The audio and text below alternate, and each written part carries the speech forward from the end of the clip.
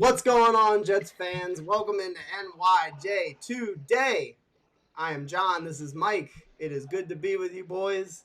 It's a Wednesday night, 24 weeks in a row we have done this show. It is just the two of us, so that is a throwback to the origins of the channel. OG, baby. OG stuff, exactly. So lots to go over. Real quick, I just want to remind everybody, I want to say thank you to everybody for tuning in for every week. And also thank you for watching all of the videos, leaving comments. Just want to thank you guys for continuing to support us. I do have an interview with Victor Green coming up on July 9th. Awesome. It is exciting, yes. July 9th, I will be interviewing him. It's not going to be a live event, but I will be posting the video interviewing him shortly thereafter. But anyway, that's coming up. So send in your questions and your memories that you want to share with Victor Green. Like, you guys can literally, send a message into him and I will read it to him. Send your questions and your comments to Victor Green at my email, which is nyjtoday@gmail.com. Mike, how you doing, man? Doing good, baby. Lots of news in the Jet world. Yep. I think I saw a ticker. I think it was 40, or no, it's now 48 days until camp. If I got that number correctly, was it? I think it was 49 as of. Or am I totally off? No.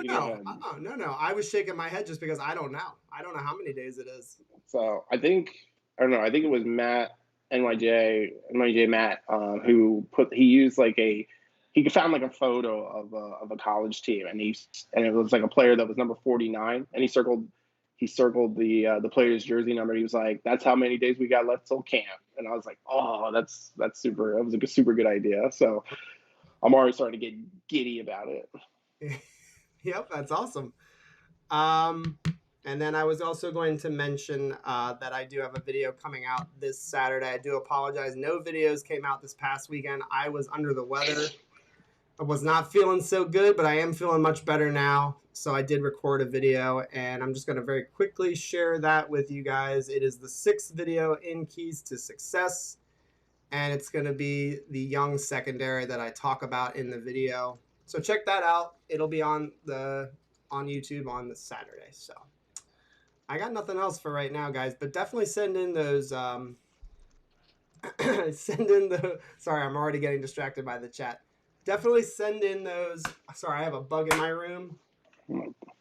Send in those messages to Victor Green, guys. I would love for him to hear from you guys. I think he's super excited to engage with the fan base. Yeah, and if I could say, I really encourage all of you to use the mailbag, because we're all going to live vicariously through John for this. If I could talk to Victor Green, first of all, John's obviously a professional, because I think I would just stumble over my own words, and I would ask Victor Green probably questions that he would probably be like, "I'm never doing another interview again."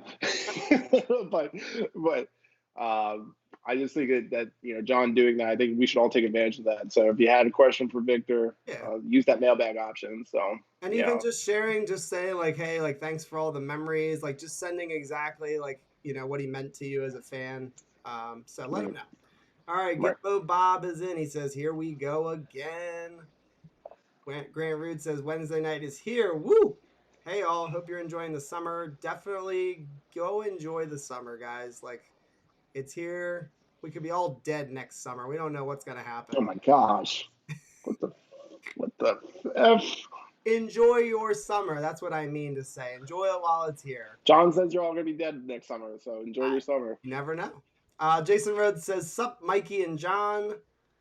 Mike's doing good, looking good. Grant Rude's fired up tonight, Mike.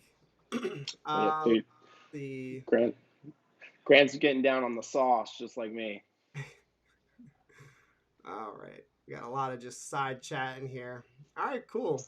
Ooh, look at, there he is. Who's pumped for a Hunter Green NYJ Today t-shirt? So it's not officially official, because I was going to have Michelle make them, but she was not able to. Oh, what a positive message as she pops into the chat. And we have a new thing around here. So if Michelle ever comes into the chat, We got to play this for her.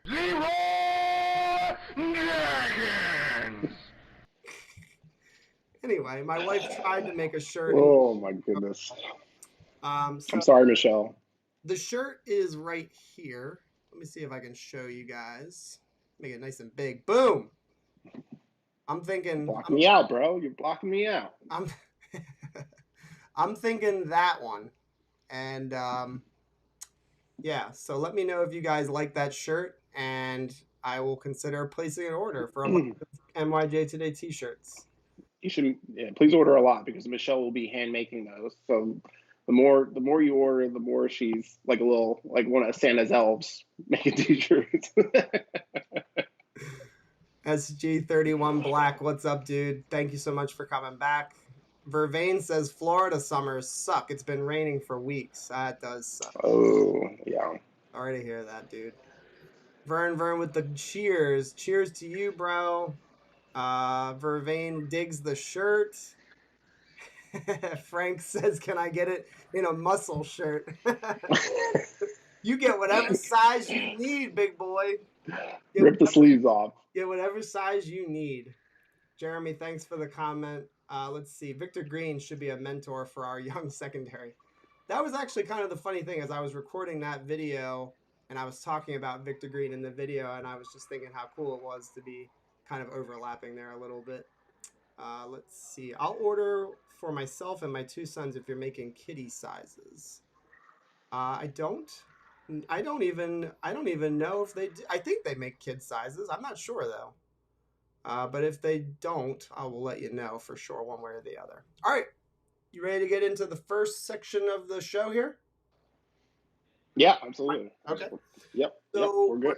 We don't have any voicemails. So we're going to pretend like Sheldon Rankins left us a voicemail. This is a really cool soundbite from Sheldon Rankins. He was on Sirius XM radio, and he was talking about the atmosphere of the team right now, the vibe of the team, and talking about how this team can compete and can play, competitive football this upcoming season, which I thought was music to my ears. So I'm going to play it. It's about 1.5 minutes long. And it is a really cool clip, though. So if you haven't heard it, I hope you guys enjoy Sheldon Rankins on the Jets. Listen, I've watched it grow. I've watched guys get, more comfortable, offensively, defensively, special teams. I've watched the competition, and I've watched what he's really trying to breed there. And it's something special. Everyone's buying in. Everyone's, coming in every day with the mindset of, we're not just here to, maybe we'll do all right this year. Maybe, guys are coming in ready to compete and really, take this league by storm, and we're hoping we can do so. Do you believe that, Sheldon? You got a rookie quarterback, you got all new schemes. Can you really be a factor in the AFC East in 2021? Yeah, listen, I think, at the end of the day, when you look at the talent we've acquired between, myself, Carl, Vinny, Corey, guys who the draft, Elijah, Michael Carter, those guys, and Zach at quarterback, when you look at the talent we've acquired and then look at the, it starts at the top. When you look at the guy who's running the show and how much he breeds just being able to compete and, bust your ass 100% every play. One thing about us, I know we're going to compete.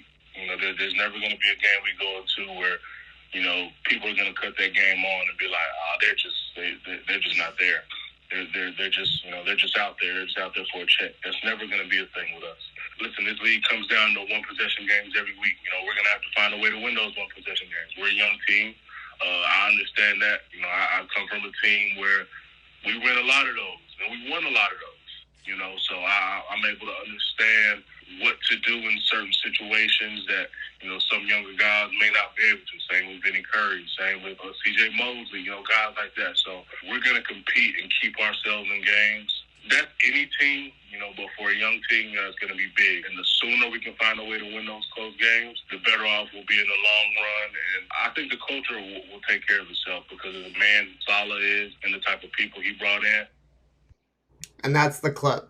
Mike, any quick takeaways? Because I have a couple that I want to talk about from that clip. Guys, if you have any comments on that soundbite, go ahead and put it up in the chat, and I will share it.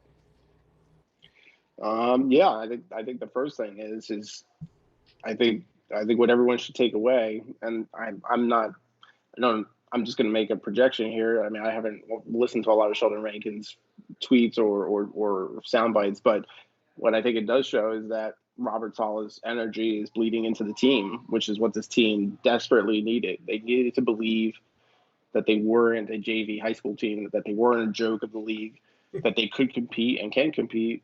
And although what the expectations of that are for next season is subjective to each of us, which we've talked about many times, what our projections are, the optimism is the foundation for what you need to build the team of the future. And I think, Sheldon could be showcasing exactly that energy, that new page that we turned with Robert coming into the facility and bringing his team with Jody, bringing the resources. So the team's starting to believe it. And I think that's what my biggest takeaway from Sheldon is the energy is there.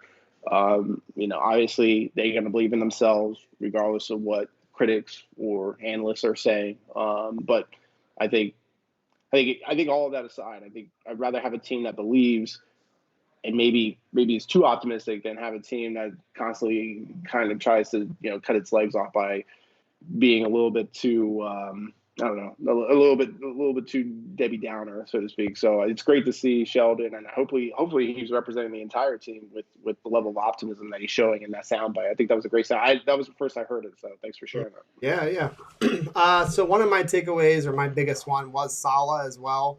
But the other one that I had was he talked about winning close games and talking about the youth of the football team. And we know it's a talented football team. Excuse me. But the one thing that he alluded to was talking about how young it is and how they need to learn how to win those close games. And that's kind of why I haven't really faltered on my early prediction, which was between 7 to 9 wins. If I had to put a number on it, I'd say 8. And I don't think it's going to change much because they are going to need to figure out how to win those close games. And it's not just dumb luck that you win close games in the NFL. Like, you have to know situational football. You have to be able to respond to what the team is doing to you quickly on the field and sometimes, during the game. So there's going to be a learning curve. And so I think it's cool that he mentioned that because, like he said, the sooner they learn how to win those close games, they're going to be rolling. I think there's going to be a good chance that by the second half of the season, they're playing really competitively with pretty much anybody. And that's kind of exciting to think about. No, it's a good point. 100%. I totally agree with that. Yeah. And then you're right, too. And you said about Saleh, like, clearly he's bringing in a different energy. And we knew that he would, but it's just so cool, so refreshing to hear that it sounds like the entire building, it's not even recognizably the same. Right. That's pretty cool. No. And one man, too. Yeah. And he also, I think, showed a little bit about the relations being built there. That's kind of reading in between the lines, John. But, like, if you listen to him and the players he noted, obviously he talks to them as if that they're already his best friends, like Carl, for example, right? So, that's another big thing, which is not only is the team believing, but they're also gelling together, which the team has struggled with in the past. And I think that those are all the intangibles that a lot of people don't talk about. You won't see that in the news. You won't see that in ESPN or anything like that. But those intangibles really are the telltale sign for the direction that we're heading. So I love it. Well said. All right, we got a couple of comments here. So Sean Bennett just throws out the fact that we are going to have potentially a top 10 run defense. I would even say it could even be higher than that. We have Quinnen Williams, who's more of a pass rusher. But we also have Sheldon Rankins. We also have Foley Fatukasi in the middle, plugging up the holes. I mean, Jonathan Franklin Myers is going to be mixed in there as well. There is a ton of talent on that defensive line, and I think it's very, very likely that we will be in the top 10 run defense, if healthy, like he said. Yeah, 100%. Let's see. Gitmo Bob, this is a cool little thing. He says, all gas, baby. Everyone seems to have their foot on the accelerator. And absolutely, that's what you want. You want everybody to be on the same page, and it feels like finally we have everybody on the same page as far as like the mentality and the passion for the game, because that's another thing that's been missing on this football team. Excuse me. Jason Rhodes says, Michelle, if you get to making too many calls, call Bunker Branding out of Texas. They will make them at a good price. Oh, that's pretty cool of you, Jason Rhodes. I've never heard of them. There you go. We will look into that. Thank you for sharing that with us. I'd like to remind everyone that when we're on D, there will be no pocket.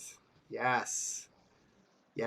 And and he's exactly right, because edge pressure, the quarterback's going to step up, and then as soon as he steps up, he's going to have Quinnen Williams and Jonathan Franklin-Myers in his effing face. So, yes, there is no pocket when you play the Jets, in my opinion, and not to mention Sheldon Rankins as well. Vervain says, I loved Rankins coming out of Louisville. If he can stay healthy, this defense is going to be scary, or can be scary, I should say. Yeah, Sheldon Rankins was one of those pickups this offseason that was completely shocking to me. And once I kind of did a little bit of research, I was very, very happy that we got him. I think not a very expensive deal. He's going to be here for 2 years, I think, 2 or 3 years. Yep. I think it's a 2-year deal. Yeah, it's great. It's fantastic. What are your thoughts on Sheldon Rankins causing havoc alongside everybody else that we have on the line? Yeah, well, I mean, when we were going through the line, and when you did your video on our, I think you didn't do a video on Sheldon, I don't believe, John, but I think we did. I think you either did a video, or no, we've talked about it in our streams, which was who's going to be the biggest playmaker on that D line, and obviously you got some big names on there, but I think we all kind of collectively said that Sheldon has a big role on the team, whether it's kind of coming in and refreshing, others, or obviously with the 4-3 defense we're going to be playing, we're going to be putting big guys on that line every snap. So I would say that am I expecting Sheldon to be the breakout player? No, I mean, I would like to hear your thoughts on that, but I do think Sheldon's role as a support and to open up lanes for the others on that squad, I think that will be the biggest asset that he brings to the team. How many seasons is he in? That was one of the questions I had for you. Only 26 years old, so right. So I was like 30, something like that. Okay. Yeah. Okay. My thing with Sheldon is he doesn't have to be superior, because I feel like in New Orleans they had the defensive end. I can't remember his name off the top of my head. Very, very good pass rusher. And then they had him on the interior, and I feel like he was their best interior pass rusher. He's coming. Right. He's coming here. He's not even. I don't even think he might be second. I think he's probably the second best interior pass rusher. Maybe Jonathan Franklin-Myers surpasses him this year. So he's not even really being counted on, I don't think, to be the main guy or even close to that. So I think he's just another piece on that defensive line, another rotation. Yeah. Exactly. It's a part of the bigger strategy for sure from Jeff. And I think that will be one of the most exciting things. I mean, obviously Quinnen's getting a lot of attention, but it'll be interesting to see how these players open up and how they actually start making big plays. Carl Lawson, obviously we have eyes on him to make some big moves this year, but I wouldn't be surprised that Sheldon is able to capitalize on some other people getting all the attention. So. Exactly. He's never going to have a double team. There's not going to be if he is, that's a huge mistake. He could be singled up pretty much all season long, and you're 100% on point by mentioning that, because he will be freed up to make plays, I think. Grant Root is perfect for this because he's going to bring us all back down to earth. Hey, Jets fans, Debbie Downer here. What the fuck do you expect him to say? It's just lip service. Cool. He said guys are buying into Salah's vision, though. You're right. You're a little harsh, but you're right, though. It is just media stuff. Hey, man, it's about to be July 1st. There's not a lot to talk about. That's really what that's all about. And it's cool. It is cool to listen to somebody new to the team talk a little bit about it. Of course, he's not going to trash the Jets by any means, but I like that he's talking positively about Salah. So that's how I take it. And don't read too much into it. Just because we're talking about it, it's not like a be-all, end-all or anything like that. Right. Yeah. Jeremy Cravat says, this is the most positive I have seen the Jets players and the fans. This is a feeling like 1982, 1983, and he said 97, 98. But this time it feels like it will be much longer and sustained. And I think that's a key point that he mentions. We're not really building for the next 2 years or 3 years. We're building for beyond. Like, this team is young, is going to have cap flexibility to be able to retain players that we're drafting potentially, hopefully. Yeah, this feels like something that can be sustained, no doubt. So I read on Twitter all the time, and there was a guy tweeting about, and I've realized this myself, but it's still really fun to think about the fact that how much Joe Douglas has loaded up in the draft, these last 2 drafts. And then this next offseason is potentially the biggest in terms of the draft capital that we have. And again, more cap space. We're going to have like the 3rd most cap space in the NFL. Yeah. It's just like another home run waiting to happen next offseason, which is just crazy, I think. Yeah. Another roller coaster. Yes. It makes our lives easy, right? I mean, I'm trying to think the last time we had that, probably with Tannenbaum during that 08-09 building, I guess. Probably was the last time we had this kind of activity. Yep.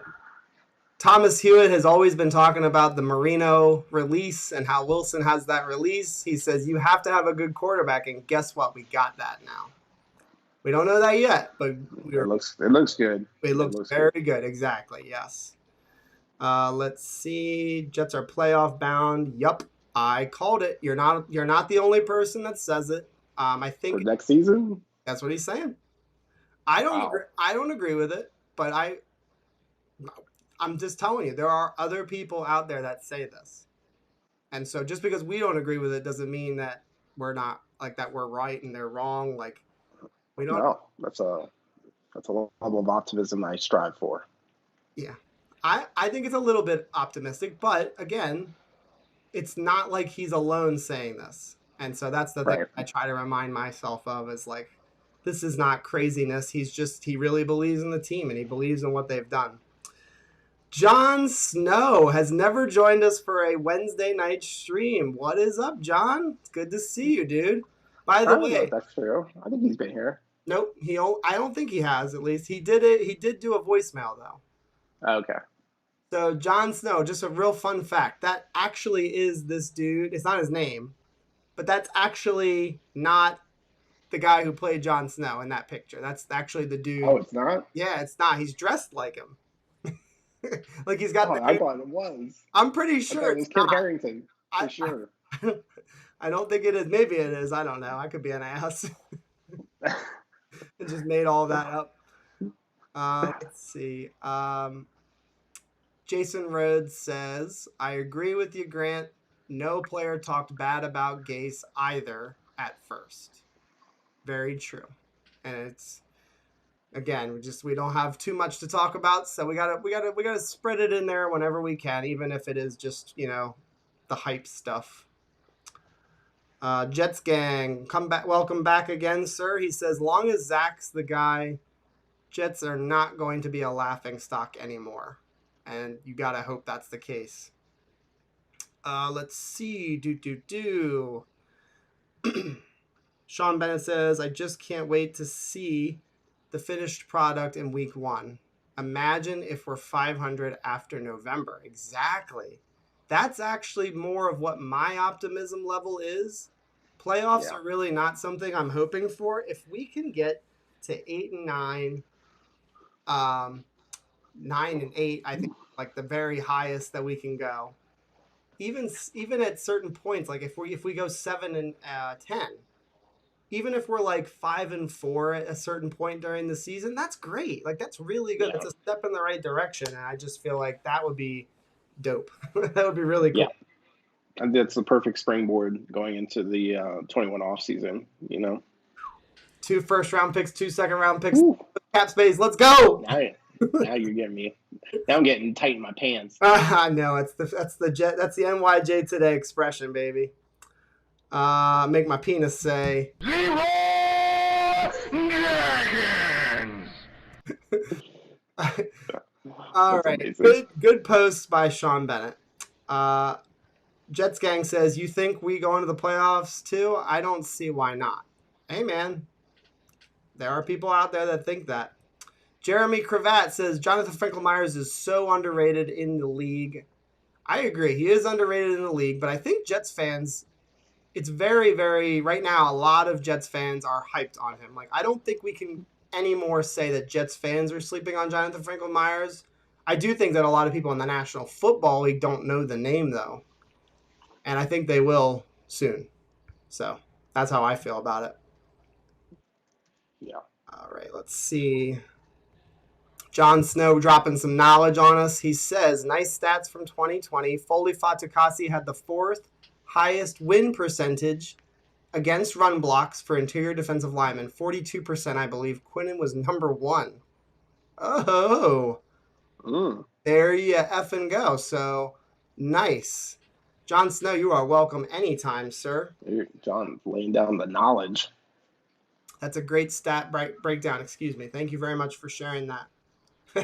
Jets Gang, we got him from the Los Angeles Rams.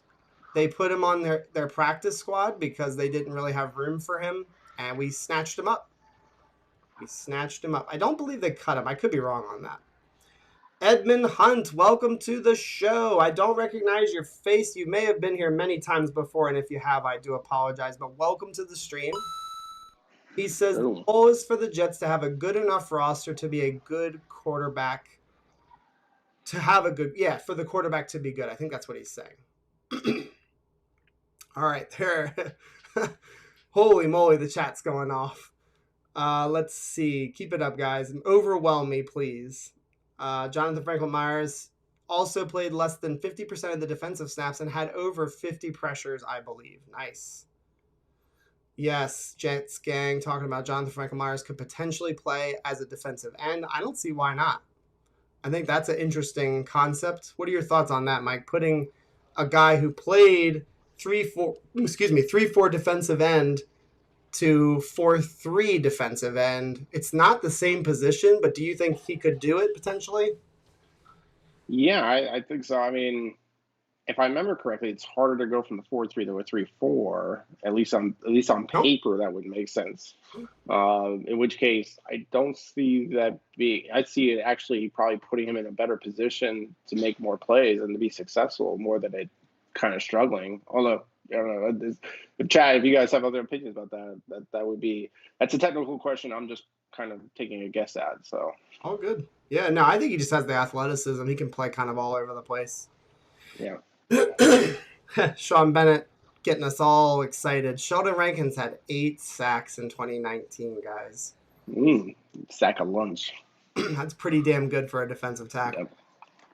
Yep. Let's see. Just skimming through here. There is a lot of freaking chat. Holy my God. What's up, Wicked? How you doing, man? It's good to see you. Gumball agrees with us. He says, I think the playoffs are out of the question this year. I think they could be close. And if they are, hell, yes. That's great. That would be great. Yeah, for sure. Thomas Hewitt says that New England and Cam will flop. I think they will. I think he will. And I think the Patriots will probably make the move to Mac Jones by midseason. Probably the latest, I would say. That makes sense. But I will say this. Cam Newton throwing to those tight ends that they now have is an interesting prospect. Yeah. I could see that working out pretty nicely for them. They're going to give him a shot. I think so, too. I think he'll be the week 1 starter. Let's see. Man, oh, man. Wow. I am at least 100. It feels like 100 messages are in there, and I can't read all of this. Yeah, let's blow it up. Somebody's comment was John's 10 minutes behind the chat. Yeah, you guys are off and running. I love the energy. That's what we need. The flooding. KP says Zach Wilson is going to be fine. JD and the coaching staff see his potential, and so do us Cougar fans. Yes. I follow a bunch of people on Twitter that are former or that are BYU people, and they became Jets fans just because Zach Wilson went to the Jets. Right. Real quick, guys, we're at 14 likes. Go ahead and hit the like button. We got over 30 people in here watching right now. Do us a favor and jet up the like button. Don't forget to follow me on social media, guys. If you guys are on Twitter or Instagram, follow me on there.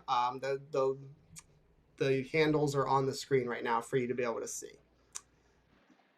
Jeremy says Mac Jones is going to be a starter week 3 after we blow out the Patriots week 2. That might be enough to do it. I'm going to be at that game, and if I'm loud enough, I think they'll easily crush them. Yeah. All right. We're going to move on. We're going to go to the topic 2 of the night. Here we go. And I'm just trying to remember how to do this because I haven't done this for a week. It's just the overall thoughts on Morgan Moses. We won't. We will. Sorry, I'm losing my train of thought. We will only spend a little bit of time talking about Morgan Moses. I realize that you guys have probably already been reading and watching about Morgan, so we'll just talk lightly on him. New York Jets Florida says let's get some wins first, and I do agree. That's kind of my mentality. I'm optimistic, but I'm always going to keep it real. We were a 2-14 football team last year, and I think that's what he's trying to say. He's trying to say, let's just see how it goes, and that's my take as well. All right, Morgan Moses, Mike, it's all you first if you want. We signed him to a 1-year deal. It's about $5 million. But the incentives are 5. It's $3 million, 3.5 base, and then the incentives take it up to 5.6. I think something like that. I think you nailed it. Go for it and run with it, boy. I mean, we called it here first. NYJ today. When James was on, we talked about this very question, which was what was holding up the Morgan Moses signing deal. And I think to me, it coming out, I think the reports. I think there was reports confirming that it was the length of the deal that was the biggest point of contention. I think, John, you said that, or either it was you or James who said that Joe D was probably doing a take it or leave it approach. I think that's probably what actually ended up happening is Joe D they probably did have a lengthier deal, maybe a 2 or 3 year deal. They put it out there.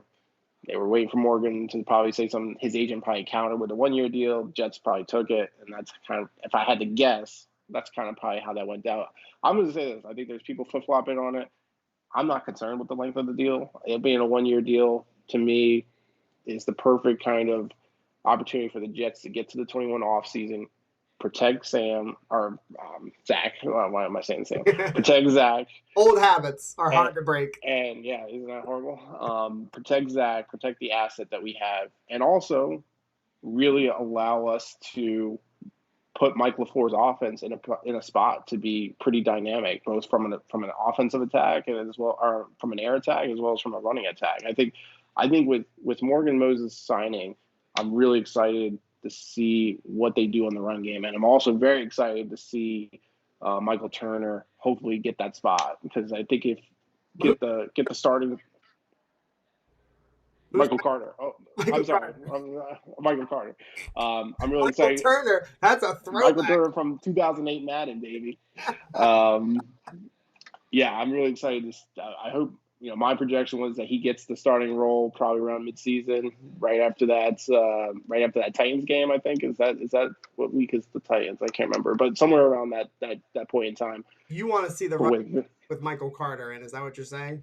Oh, 100%. You mean Vera-Tucker with Becton, now with Morgan Moses on the right tackle. I mean, I'm just going to say I'm looking for the run game to restore where it was when we had, Thomas Jones breaking out there in that 2010 season. I don't know if we've had a really dependable run game since the Sexy Rexy days. I mean, obviously we've had Bilal Powell breaking out onesies, twosies, but not a dependable running game. So I think it'll be interesting. I think I'm getting off track.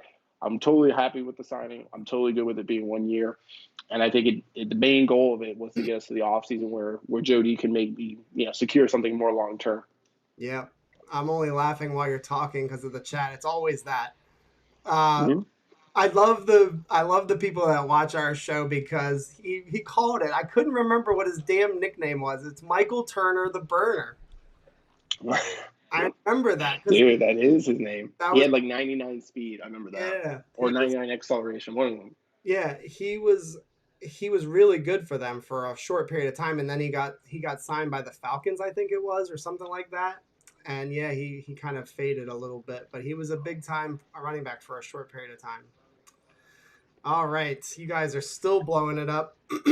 I'm going to go over through my notes really quickly on Morgan Moses. This is mostly stats, but I like to present them to you guys. 30 years old. His birthday's in March, so he's going to be 31 next season. Excuse me. He had a career year this past year, so 70.8 PFF grade in his pass blocking, 85.9 run blocking grade according to PFF. He allowed 5 sacks, which is a little high, tied for 12th amongst offensive, I think, right tackles, actually. 6 penalties, tied for 13th. He played 1,065 snaps, which is the 10th best number in the NFL. And then he has a 6-year start streak. Dating back to 2015, he has not missed a game, nor has he missed a start over the last 5 seasons. So that's extremely important for our team, and that's kind of what I wanted to end with, that last stat, because it's going to allow us to play him at right tackle, not worry about having to change our offensive line and if somebody goes down. If Becton gets hurt, Fant will be the left tackle. If Morgan Moses gets hurt, it's going to be Fant almost certainly at the right tackle spot. Right. And now we don't have to shuffle. If our guards get hurt, we don't need to put Fant, we don't need to put offensive guards on the bench in that spot and then push Moses to right tackle. Like, there's no shuffling going on the offensive line. Do you believe that they're actually going to compete it between him and Fant? I mean, they're saying it's going to be a competition. I mean, they're saying that. I think that he'll win the job. Yeah. And that's what everyone's saying. Yeah. So I talked about it in the stream that I did by myself a week or so ago. He adds a serious road grading ability on that right side. We can run behind him and we can run behind Becton. They're both, good God, these bugs are pissing me off. We can run behind both sides of the offensive line now. Big time, yeah. And they are the tackles, and we are a wide zone running scheme. We have to be able to get to the edge in this offense. And I believe firmly that this allows us to do that on both sides. And so it's a big, big deal. And it's probably and I know this is going to sound crazy because Carl Lawson, Corey Davis, like those are really good players. But I think this might be my favorite free agent signing of the entire offseason. And I think that because we're going to be able to run the ball and we're going to be able to do play action based on the fact that we now have fully upgraded this offensive line. Elijah Vera-Tucker, a healthy Becton, hopefully, Morgan Moses on the right tackle. I think that this allows Connor McGovern to play better than what he did earlier in last season. So my optimism for the running game and for our offensive line have skyrocketed because of this move. Some people don't see it that way. I see it as a huge signing. I think he's going to make a big, big difference in the running game.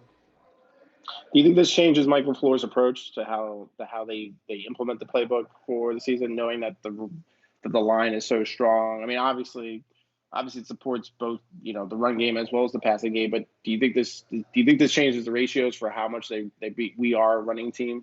I don't think it changes it. I just think that this is what they want to be. Do you know what I mean? Yeah. They want people that can bulldoze you on the offensive line. They want mean sons of bitches. And they want guys that can just dominate at the line of scrimmage. And I just feel like that's the identity that they want to set this year specifically by signing him, by drafting Elijah Vera-Tucker, by drafting Becton the last year. We're going to hit people at the line of scrimmage on both sides of the football and there's going to be some warfare. There's going to be some bodies dropped. Like, and I really believe in him as a run blocker.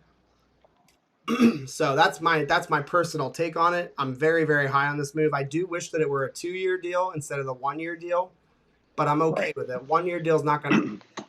What'd you think about the dollars and cents? Money's cheap. It's cheap money. He paid almost nothing for this guy, and he was one of the best right tackles in football last season. Like, it's just crazy the move that he did here. All right, let me see if I can catch up here a little bit.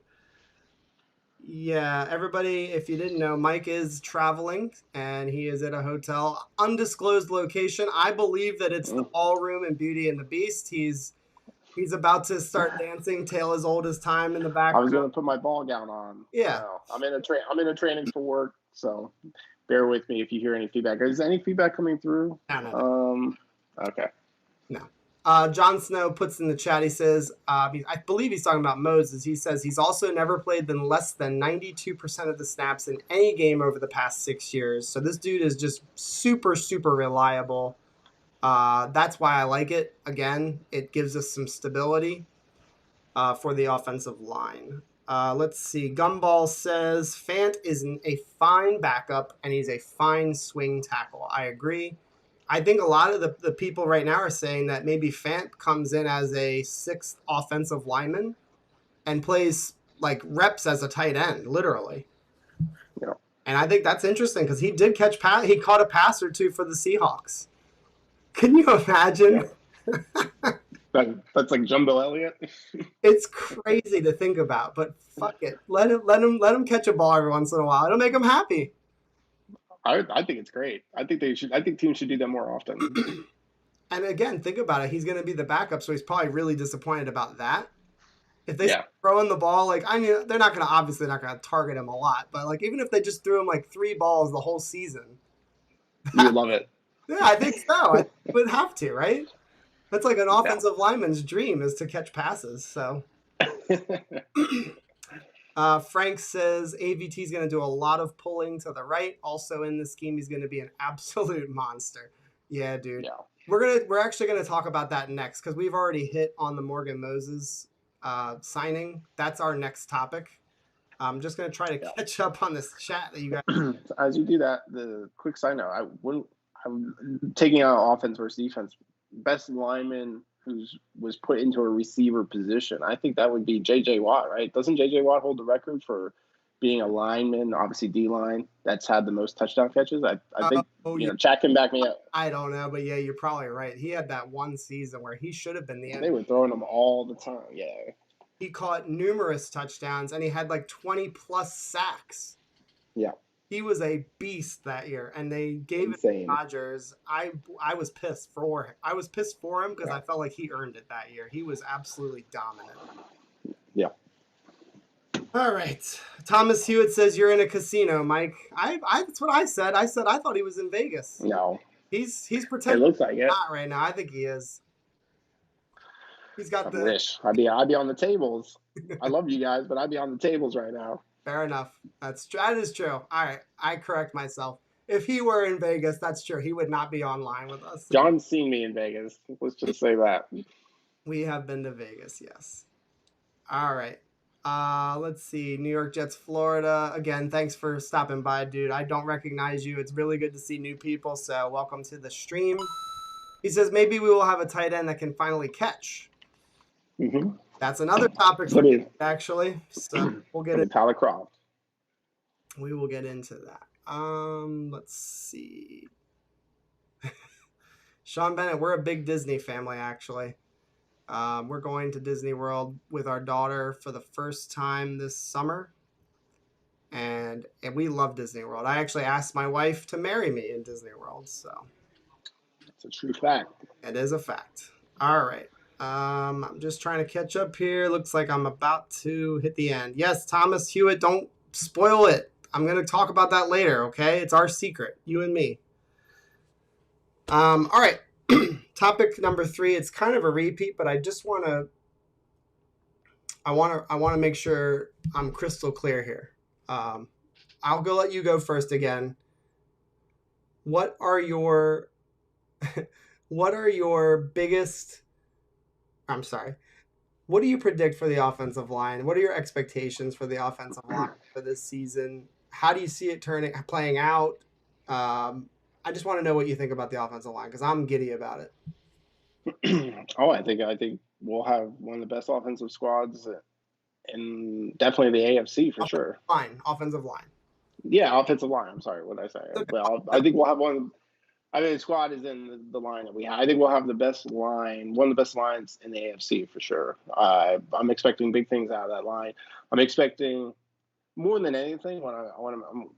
I'm expecting that line to really be the foundation for developing the young talent that we have elsewhere on the offense. Between even those who aren't rookies, players like Mims, obviously Elijah Moore, but just giving a little bit more breathing room for this talent to somewhat not be put in a position to have to make big plays under pressure all the time. And of course, Zach is in the spotlight for that. I think the biggest thing is between Zach and then our running back situation, those two get the most return on investment for this move by Joe D.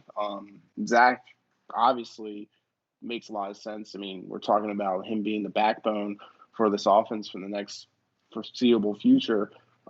So to do whatever it took to make sure, one, Zach remains healthy, two, that he's not put in a position where his morale could be put into the gutter because he's having to scramble and make plays so young and so early in his career. Not to say that we don't expect him to be able to handle that pressure, but what they're trying to do is trying to make his path towards greatness a little bit easier and a little less pressure. And so, that's kind of behind the scenes. But I think on the field, day to day, highlight wise, I think James, when we did the Becton review, the film review, there was a couple plays where Becton just pancaked. This was just they were off their heels. Bit of it. That's just a tiny bit of what he does. Now you got three more monsters out there, two obviously in Vera-Tucker and Morgan, who are going to have their own highlight reel. So you're talking about potential on any given week, 4 or 3 players having lifted people off the ground, levitated them, and I just think that's going to be awesome to watch on a Sunday to Sunday basis.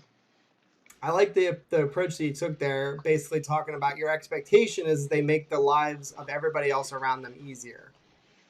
And you and me are old heads at this point in our lives. Like, we're older gentlemen now. I feel like the philosophy and the approach to building the team, I feel like the Jets have just nailed. Yeah, I don't know if it's going to work out. Me saying that I believe they did a fantastic job building the team doesn't mean it's guaranteed to work, but I love the approach that they're taking, which is they are stockpiling chips on that offensive line. They are stockpiling chips at those positions, those skill positions, wide receiver, running back. They obviously added their quarterback. I love that they have just continued. They've never stopped adding pieces to the offensive line. They signed Connor McGovern as a free agent in 2020. They drafted Becton in 2020. They signed Moses in 2021. They drafted Elijah Vera-Tucker in 21. So it's just it hasn't stopped. It wasn't like he came in year one. It's like, we're going to fix the offensive line, and he did it, and then forgot about it. You know what I mean? Yeah, so exactly. That approach and that dedication to the approach is what has me so excited. Joe Douglas has now had a chance to add 4 starters, that are very talented to the offensive line. So my expectations is that weeks 1 through 4, 1 through 5, something like that, I think it's going to be it's not going to struggle, but the offensive line is going to take time to gel. There might be more penalties early in the season. They might have a few missed assignments, things like that, busted plays. But I think by mid-season, I think these kids are going to they're going to gel. And that's where you're going to see the explosive plays happen, I think. Because if this offensive line is healthy and gets playing time together, watch out. They're going to truly road grade people. I really believe that. Here's a question for you. Does Morgan, because obviously the leader of that group right now is Becton, right? I think he wears, right. But does Morgan kind of cause any rippling effects with Becton as the leader of that line? Okay. No, I don't believe so, because Becton I don't think Becton's going in there and like, this is my house, boy. Like, I'm the leader of the offensive line. Like, I don't think they care really. I think they just want to play with good people. Like, if you were on it right now, like, wouldn't you just want as many good players on your team as possible? And I would think the answer would be yes. Right. So, well, especially if I'm on a 1-year deal, I'm not coming in there trying to peacock anyone. Yeah. Yeah. So, yeah. I just love it. I love the again, I said it already, but I love the approach the Jets have taken with building this team, specifically the offensive line. I think it's a step in the right direction, so I'm just super excited about it. There is so much chat. Jesus, how does anybody do this? Frank Markopoulos, he says Evan Neal in 2022. If you don't know who Evan Neal is, Mike, I believe he's an Alabama tackle. Ooh. And apparently he's like not much smaller than Becton. Like he's like 350 pounds, 6'7", and he's being viewed as like the best prospect as of right now. Wow. Yeah, as offensive lineman goes. So could you imagine? My God. I mean, that was what you wanted with Penei Sewell. Exactly. I finally get my dream. Yeah. So all of you who laughed at me. That's right. I think if we could get more help at right tackle in the draft, I think do it. We're gonna need to lock up something long term. So I think that becomes a really interesting question for next year, though. Let's say Morgan does do great, and the Jets are in that kind of fork in the road where do they go to extend him, or do we go young? I think that would be a very interesting decision at that point. Mm-hmm. John Snow with a good comment. He says, I think McGovern's performance this year will be a big tell as to where we go at O-line early in the 2022 draft. That's a good point. So if McGovern plays really well, they might not need to address center because I think they still have him under contract in 22. So, yeah, that's the ideal situation. I mean, we want every offensive lineman to play good this coming season. If you have not hit like, please like this stream, guys. We're at 36 people watching this, 24 likes. That means we should get at least 5 likes right now, at least. So hit the like button if you haven't already. And if you're not following me on Twitter, guys, go ahead and follow me at NYJ Today. I will remind everybody that we are doing a giveaway. We're doing a giveaway when we reach 1,000 subscribers. We're going to give away a free signed mini helmet signed by Wayne Chrebet. So if you have not subscribed and you're watching this stream and you've been watching the streams, go ahead and subscribe. Give yourself a shot at the prize. You get notified when we do live streams like this one. You get notified when videos get posted. If you're a Jets fan like us, go ahead and do that. Support the channel. It would really mean a lot to us. Oh my God. A lot of people are talking about the draft right now. So I'll be honest with you guys. I'm not prepared to discuss NFL draft. And I will, though, and I promise. I think I said that earlier on another stream. I said I promise that I will do my homework more during the season so that way when the season's over, we can get right into it. Because I know there's a lot of draft freaks out there. So let us know. Me, Stephen Engel, you can send them right on over to me. I would love those. Let's see. Yeah, dude, could you imagine? Vervain's talking about the draft. If the Seahawks are terrible next year, we have their first round pick. And if the Panthers don't do so good, we have their second round pick. Oh, that's fantastic. That's an ultimate FU. He said, sorry, Sam. Sorry. Yeah, I root for Sam Darnold to be very successful. I root for the Panthers to absolutely suck. I want them to have the worst defense in the NFL and they lose every game 55-54. I just want them to just lose every game, basically. All right. That's our offensive line discussion here. We're going to go to topic 4. It will not be a long topic again. Buttons are tricky for me to find. We've done this every time we make a move during the offseason, and we're just going to continue that trend because it's still not over technically. Are there other signings or other trades that you guys want to see before training camp. So training camp is less than a month away now, guys, which is, again, so much closer. Crazy. So much closer. And again, guys, I'm going to just go ahead and throw this out there. I know there's a lot of Jets channels out there that do this kind of thing. We will be doing a Sunday night live stream. I'm just trying to find it right now, and I can't. Oh, there it is. We're going to do a post-game show at 8 p.m. every Sunday night. So if you guys are into watching that kind of stuff, we're going to do that preseason game one. There's going to be a Sunday night or whatever day it is, I guess. We will be live streaming for the games. So just want to throw that out there. That's going to be sick. Yeah. It'll be real time digesting the aftermath of That's going to be whatever we do. Jets therapy or Jets therapy. I like that. So what moves do you want the Jets to make before the training camp begins? There's a couple of names already in the chat. Edmund says no veteran quarterback. He doesn't want a quarterback signed. Interesting. I would say, so Nick Foles is on my list. I'm hoping they cut Nick Foles, the Bears. I think I've mentioned this before. Right. I want them to cut the Bears. I want them to cut Nick Foles from the Bears, and I want the Jets to sign him if he becomes available. I don't want to trade for Nick Foles, but I would sign Nick Foles. 100%. Yeah. I also think a Cornerback. Yeah, so Steve Nelson says Steven Nelson. Jeremy Chrebet. Jesus, I can't talk right now. Jeremy Chrebet wants to sign Steve Nelson. New York Jets Florida says, please no Richard Sherman. I wouldn't hate a Richard Sherman signing. I don't know if I'd love it. I would prefer Steve Nelson, I think, if I were going to pick between the two.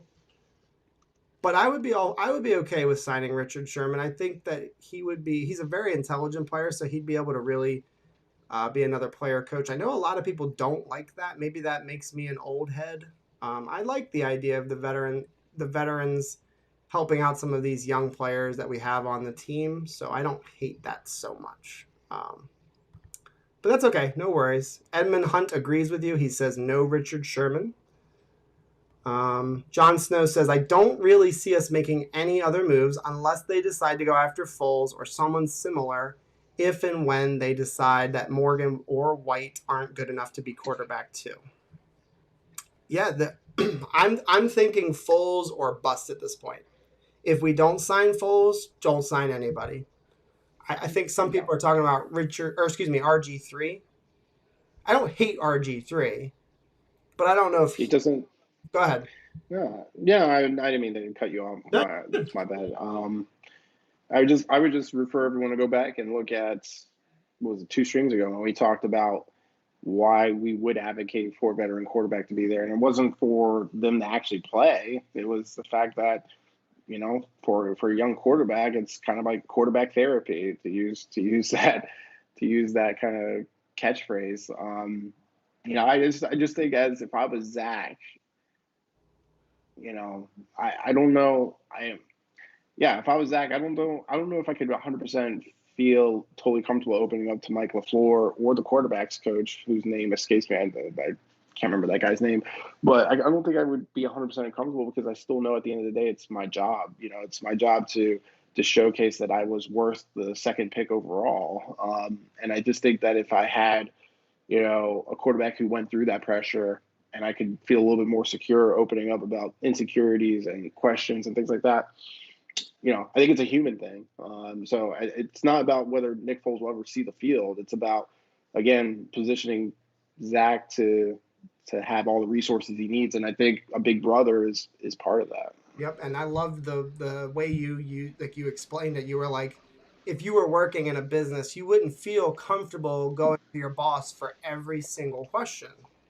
Right. You would much rather go to a coworker and say, hey, what does our boss think about me doing this? And that's what that does. It allows him to have that person that's experienced the NFL before.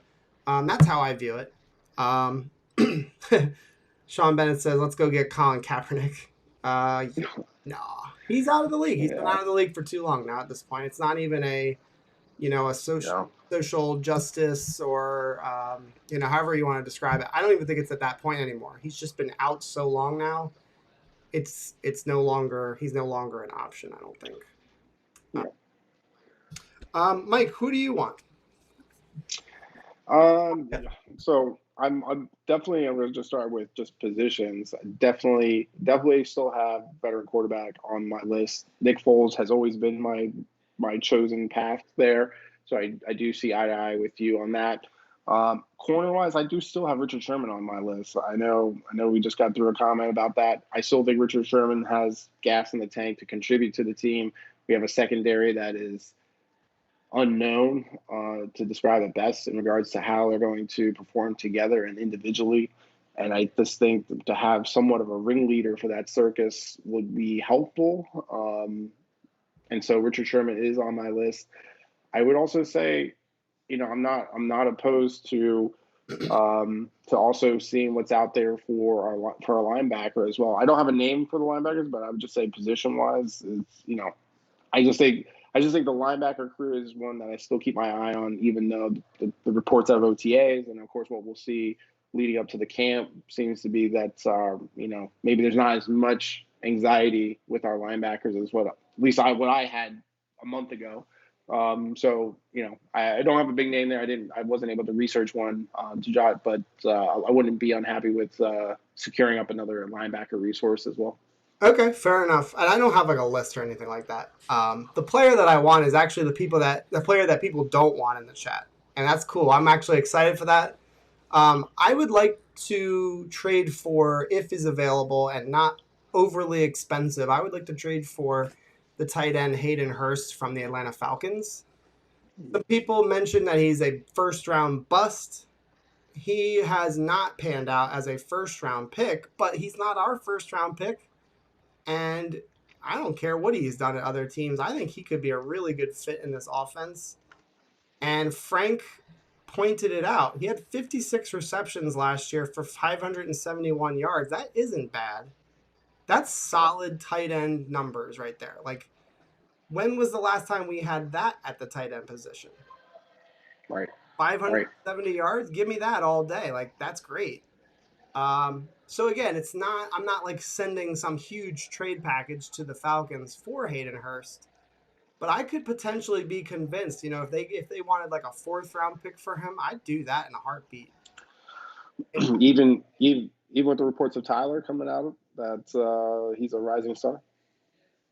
Tyler Kroft and Hayden Hurst on the same field, I think is sweet. True. I think that's sweet. And again, Herndon with that move would be on ice. Not guaranteed to be cut by any means because he could be the 3rd tight end. Thomas Hewitt, that's how I see it. I think Hayden Hurst, and again, they just drafted the kid out of Florida, Kyle Pitts. So they might want to keep Hayden. They might say to themselves, let's just wait, let's keep him here until we're done, until we're done using with him with the contract when it ends. But if the Jets, again, if they could get a tight end, I would be in favor of trading for Hayden Hurst. I think he'd be a big help, a big improvement as well.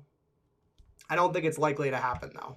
So, that's my one thing. I mean, can you imagine if that was to go down like that, what you would feel like if you were Herndon? Yeah, I mean, he would be on. You would go from 1st to 3rd. Oh my God. That would be the ultimate slap in the face. And maybe even cut, dude. Because if we for a tight end, maybe Yeboah outperforms him in camp. I mean, we don't know what's going to happen. Right. Who knows? Do you have anyone on your list that you would absolutely not want? Just curious. In terms of free agents? Yeah. Don't want to trade for Foles, but I would sign him. I don't really want to sign RG3. I saw that floated out on Twitter. Again, I don't dislike him. I thought he was really good for Lamar in Baltimore. But I don't really see him as like a guy that can like come in and like help out Wilson. Maybe I could be completely wrong on that. I have no idea. Yeah. That's just my take. I don't think he really – I mean, I guess he was in the Shanahan offense, but the problem was they changed their offense to fit RG3's skill set. So I don't know. I just don't think that he'd be a great mentor. Right. If you guys disagree with that take, feel free to let me know why. I'm not real firm on that. So we'll have to wait and see. All right, let's see. Jets are going to run a lot of 12 personnel, and we are going to need 2 quality tight ends. That's kind of what I'm thinking, Vervain. If we could get ourselves a solid, not great, but solid tight end in the room, it's going to really help our ability to run that personnel group. And when he says 12 personnel, that means 2 tight ends. And right now, I don't feel real good about a 2 tight end set. Herndon and Croft, I like Croft okay, but look at his last couple of years. He has not done a ton, with being in the league. He's been not so good. I think since 2017 was his big year, and then he signed a contract with the Bills and did really nothing. Mm-hmm. Let's see. Yeah, he got hyped up a little bit. That's what they call hype beast. Can a 4th rounder be overhyped? I think what they mean by that, Gumball, is that after his rookie season, he got because he did show signs in his rookie season where we were like, okay, maybe we got our tight end in round 4. That's pretty sweet. And then he became overhyped because of that rookie season. I think that's what that person's referring to. Let's see. Yeah, the Wesco thing's really interesting, Frank. I'm glad you mentioned that. That's kind of one of the things that I think is not really being talked about. What personnel groupings are the Jets going to use? I think I'm going to save that one. Yeah, I think I might. There's a lot of meat on that. That's a good one. That's a really good topic. But yeah, I think it's very interesting to think about how they're going to form, what formations they'll come out in on offense. I think that's a very interesting discussion topic. Yeah, so Sean Bennett agrees with me. Not a great mentor. Yeah, that's kind of how I see it. Yeah, we were talking about that earlier, James. Fant can play a tight end.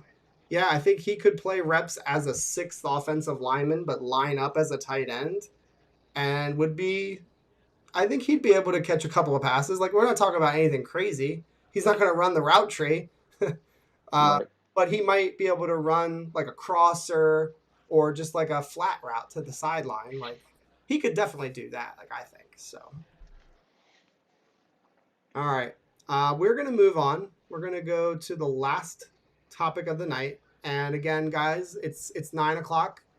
This stream's not going to last 2 hours tonight. I'll just let you know right now. But we're gonna take phone calls. If you guys want to call in, the phone number is at the top of the screen. It's streaming across. Yeah. So we will take calls during the last segment if you want to call. Change of pace. You've had a couple of long ones with James, so it's a little changing it up. Yeah, and I will announce there's a couple of things that are going to change once the season starts. Mike already knows about them. James already knows about them. Chad already knows about them. So I will go over that in a little bit as far as what's to come with the channel. So anyway, let's keep it moving. Let's go to the final thing that I wanted to discuss. It's just a Joe appreciation little bit. I feel like we all talk about it a lot, but I don't think Joe Douglas has gotten his recognition yet, and I think it's going to come this season. He has done a great job, and some of the moves that he's made are so damn slick and like impressive. And I'm not going to give away any of mine, Mike. I was going to let you guys go first. You, Mike, you and the chat. What do you guys think about maybe what's your favorite move that Joe Douglas has made? Not necessarily like player, but just like the transaction. Like, did he get great value? If it was a trade, was it like really great value? If it was a signing, was it really good value? Did he not overspend on a certain player? I'm just kind of interested to see what people think is his best move in the last 2 seasons. And before I let you go, Mike, guys, karate chop that like button. We've got almost 50 people watching right now. So please smash that like button, guys. And again, if you're watching and you're not subscribed, go ahead and check out our 80 plus videos on the channel. There's a lot of content here. A lot more to come. So again, just consider subscribing. We're doing a giveaway, blah, blah, blah, blah, blah. All right, Mike, go ahead. Hit it. Yeah, I'd say if Joe D was in front of me and I was going to offer my my appreciation for what he's been doing. I'm just going to go over the last season, John, or this off season. I would say for me, it would be his activity in the drafts. The draft for me has always been a high anxiety period of time. John knows this. John would probably say is the more optimistic one between the two of us when it comes to going into the draft. I've had my heart broken too many times, just like the rest of us. And I think my biggest one was Vernon Golston. That one just shredded me because I think that was the year where I literally lost a lot of faith and optimism in our talent, our scout talent, and understanding players and being able to make good calls and get the investment that we all want. So I really was impressed with the way Joe D handled the draft. Obviously, it's a team. I'm sure he would say that. It was his coordination with Robert, his coordination with the scouts, his coordination with the coaches that were in there at the time. The move on Vera-Tucker, to be more specific, I think is probably my favorite move. I mean, Zach, I don't give it to Zach because Zach was pretty much a given, I guess, at that point. I think Vera-Tucker, I think that move could have been easily missed by any other general manager. So I think I didn't see that coming, to be quite honest. I know there are some people in the chat where your analytical minds and the way you were tracking the draft, you probably had it on your plate, on your paper that it could have happened. I know John didn't because I was next to John, and John didn't get any of the picks right in the first round. So I know he. It's so bad. It's so bad. But yeah, that's so the draft overall, and specifically his move on taking Vera-Tucker and moving up and capitalizing on that, I think is great. Obviously, he didn't know about Morgan Moses, but if you were to look at it, it almost looks like it was all orchestrated. It almost looks like the entire road from then to now was already planned out. I mean, because having Morgan Moses without Vera-Tucker still was an awesome signing. And Morgan Moses, this signing I do have up there, John. So this would be my next bullet, so to speak. But having Morgan, Vera-Tucker, and then Becton, I don't know how the stars align or how dots get connected, but it's almost like it's unbelievable that we've had it work out that way. So drafts. I'm sorry, you have to be interrupted. This is the best. This is the best chat we've had, I think, in the entire channel's history. What do you got? Kyle Reich said, broadcasting live from the Hall of Mirrors at Versailles. I'm like the wizard in Excalibur. Oh my God, that's funny. That's really funny. I'm sorry to interrupt you. It was too good. You're good. Yeah, Mike, everybody. The other reason why that's so funny, everybody's commenting on where you are. Legend Killer said, "Is Mike at a wedding hall?" I am a chieftain, and I am doing ceremonies. So I'll send you my address. So come on over, and I'll get you hitched up. Oh, Vern. Mike is at a rehab center for alcohol. That one's a little grim. I'll be honest. That is. His perception of me is at an all-time low. All right. Let's just do spitfires. Let's just do some. So I had draft. I have Vera-Tucker. I have Morgan Moses on there. I have Carl Lawson as one of the big moves that I would say that I was impressed with Joe D.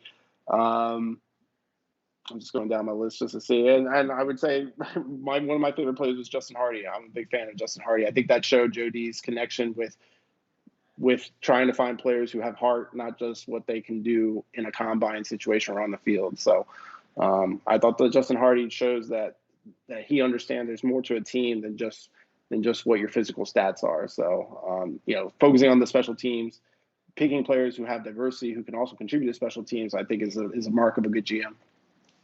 Yeah, Michelle's got it on point. These comments, oh my God! If you guys can be funny like this all the time, we're gonna love every minute of all of our streams. Anyway, hilarious chat because Grant Root said you better grease up your foot. You can fit the glass slipper on your foot. I gotta hurry. This thing's gonna turn into a pumpkin soon, Grant. So I gotta get back at it. Oh gosh! All right, so a lot of people, and you didn't hit on this one. That's okay because I didn't have it on my list either. The Jamal Adams trade. That one is like that is a good one. brainer. Like he absolutely hosed the Seattle Seahawks.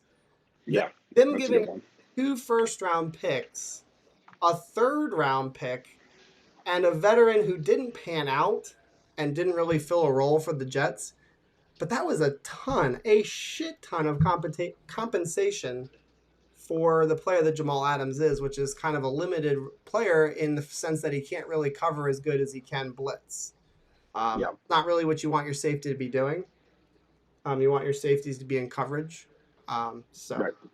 That's a great one.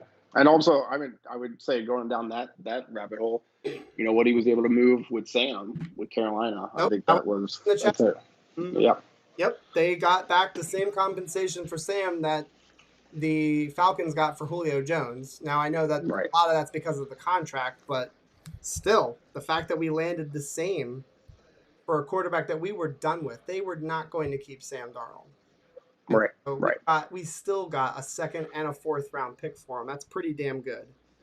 I have a couple of names I'll throw out there that I wrote down. I did write down the trade up for Elijah Vera-Tucker as number 1, just because I love the move to be aggressive and get another blue chip offensive lineman. I think that's just crucial. The Keelan Cole signing, I slept on that one. When they signed Keelan Cole, I was like, I didn't really want him. Like, I'm from Jacksonville. And then I watched, some of his play on the field, and he's an outstanding. Excuse me. A lot of height. Yeah, the freaking bugs are out of control in this room. I have to get a bowl of vinegar and kill all of them. But anyway, this has been. I'm in the Taj Mahal, and apparently you're in the pond over there. So. So the Cole signing to me was a great one, just because it was so cheap. And he really does.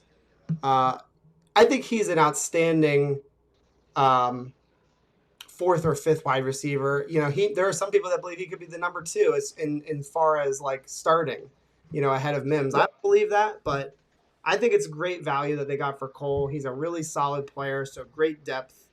I think that it's great that Joe Douglas doesn't overlook the value in depth. And somehow landing Elijah Moore and Michael Carter in rounds 2 and 4. Ridiculous value. The draft performance was amazing. Probably one of the best drafts I've ever seen from the Jets in my time watching them, I would say. I think that obviously we don't know how it pans out, but I just have that good feeling about it. Based on what we know, it's probably the best draft I've seen them do. Mm-hmm. So no. Oh, I'm sorry. I was reading the chat. I apologize. Just repeat it for me. Sorry. I think this is the best draft I've seen the Jets perform in my time watching the Jets. Well, we'll see. Yeah, I know. It's a little early because we don't know how it pans out. Right. It could turn out really good, like you said, though, and I think that's the thing to keep in mind is that it has a real shot to be a special draft class.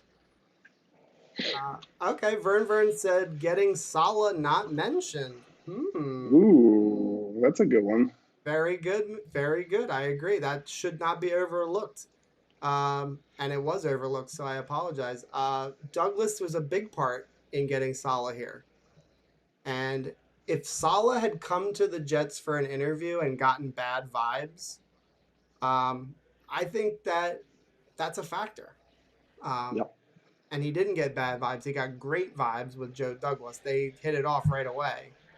What about Corey Davis? I love the Corey Davis signing. It's one of my favorite offseason moves that we've made in a long time. It's a fair deal. They didn't pay crazy money for him. It's a 3-year deal. If he busts, or even if he's just kind of middling and doesn't really exceed, what we paid him, then we're done with him in 3 years. It's not a huge deal. So I just love it. Vinny Bad, excuse me. Did you guys see more in Brooklyn, New York, working out on the kids' playground? I did see that on social media. They were grinding. AJ Brown was with them from the Titans, and they were just working out. Yeah, it was awesome, dude. And it's awesome that he did it in Brooklyn, in New York, just like stepping out there and just like getting out in the community. Like that's cool as shit, I think. That's really cool. Yeah. There's a little bit of a debate going on right now in the chat talking about footwork, Zach's versus Sam's. So it's interesting. I'm not going to get into that one tonight. Let's see. Yeah, Edmund, listen, I know the green is eerie, but I think it looks pretty cool. I'm not going to lie to you. The background, it looks cool. I like it. The aura of green in the background, I think it's cool. Mostly people say it looks cool. He's talking about how it's a portal to hell. A portal. It reminds me of the Warcraft days, if you remember that game with the necromancers. I think that was necromancers. I could be off about that, but they had that same green glow in the background. Yes, I loved Warcraft. It's a great game. Sean Bennett says none of the contracts were overpaid. Yeah, Sean Bennett just threw out. This is the thing that everybody has to keep in mind. Imagine 3 straight competent drafts. Wow. We still need to see on 20. I think 2020 is a little bit questionable right now. We need Mims to step up, and we need Becton to be great. Anything more than that, I think we're. Would you say then technically the Salah pick is too early, or do you think that's on a more secure foundation? Oh, Salah, I feel like if they do this right, if they do this thing right, and they keep building it the way they're going to build it, I think Salah and Douglas should be tied to the hip, and they should stay here for a very, very, very long time. They're the right people to lead a franchise, and they just are going to need time to get it right. Right. And I hope that stays that way. I hope that they stay attached to the hip for a very long time. Let's see. Yeah, I know. Vinny Bad. I love how Jamal Adams is holding out. Laugh my ass off. It is so wonderful. Have fun. Yeah. Have fun, Seattle. Exactly. It's so wonderful to wash your hands of somebody that I feel like we all as a fan base love Jamal Adams. Like, he was a fiery guy. He was, presumed to be a very good athlete. And I think he is. I think he's a great athlete. He's proven that. Yeah. But it's nice to be able to break off that relationship and get something really big back for it.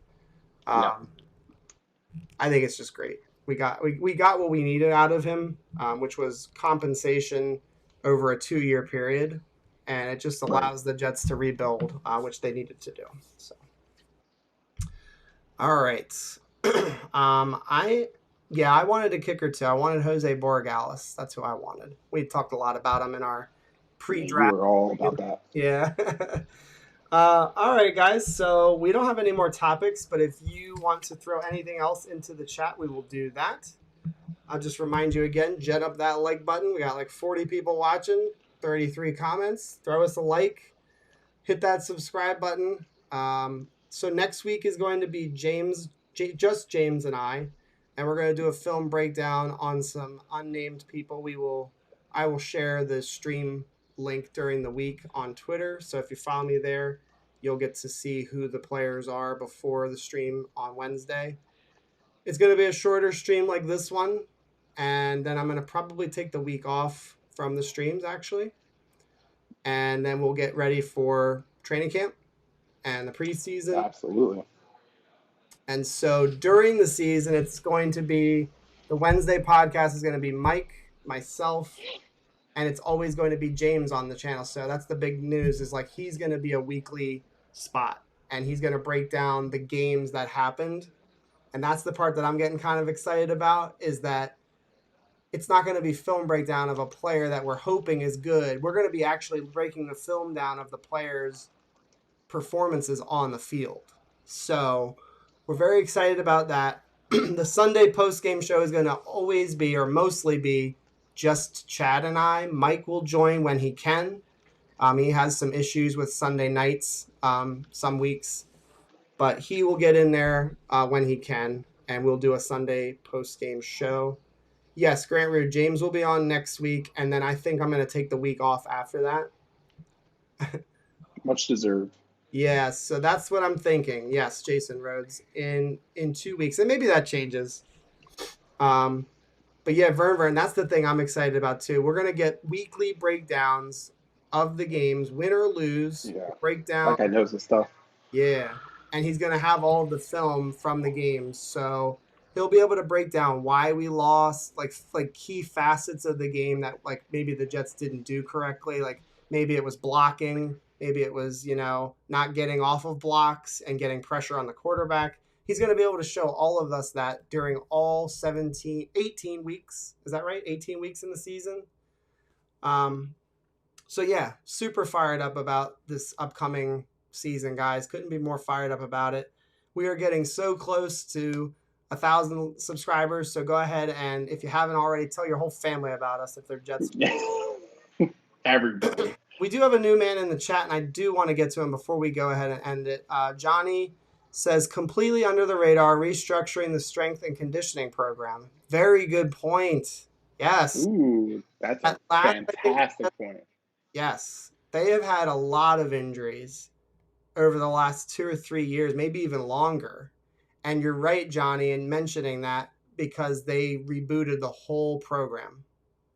And I think that's a big thing. It's going to hopefully prevent injuries. And that's what we want to see. Less hamstring injuries, less of these soft tissue injuries. We want to see them on the field unless it's a devastating injury, which can happen to anybody.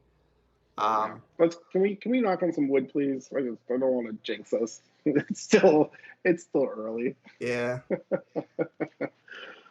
Johnny, thanks again for coming in, dude. We always enjoy having new people on the channel, so appreciate you stopping by. Vern says, Ashton Davis going to start panning out this year. You'll have to wait until Saturday, my friend. I talk about him in my video quite a bit, actually. So Ashton Davis, you will hear from me. Let's see. We led the league with players on IR. I don't know if we led it. Maybe I'm wrong. I thought it was San Francisco.